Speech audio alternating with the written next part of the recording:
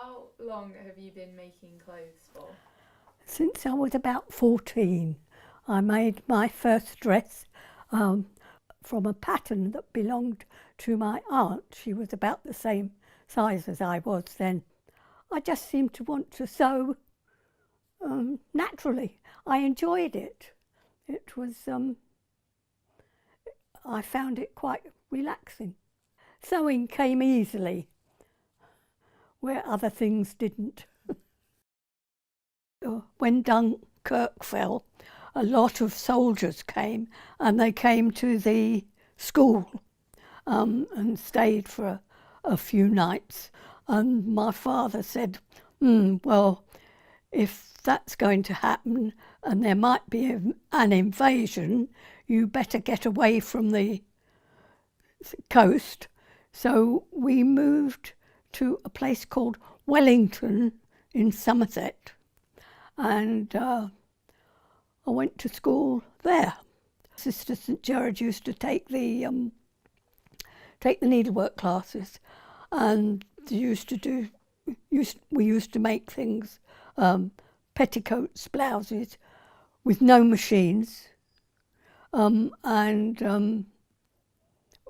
some of the girls used to do marvellous needlework, drawn threadwork handkerchiefs with flowers embroidered on them. They were really very beautiful. The only thing I excelled at was darning. And then I went to another school at 14 and they didn't do any sewing as an ordinary curriculum, but I had sewing lessons privately, given by a very sweet nun who was stone deaf, poor soul, but she taught me quite a bit. When I left school, I worked at a country dressmaker for a year, and there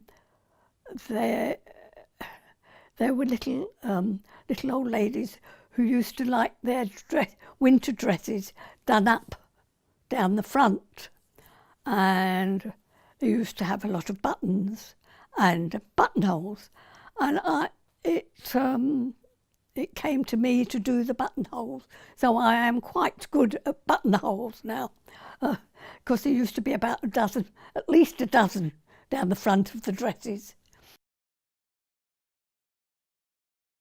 I did lose interest a little bit at one time. I got to one point, I thought, I've been sewing so much, I just don't want to do any more. But it didn't last very long. I think I had a new sewing machine and I got cracking again. And I suppose I'll just keep going until both the sewing and I am finished.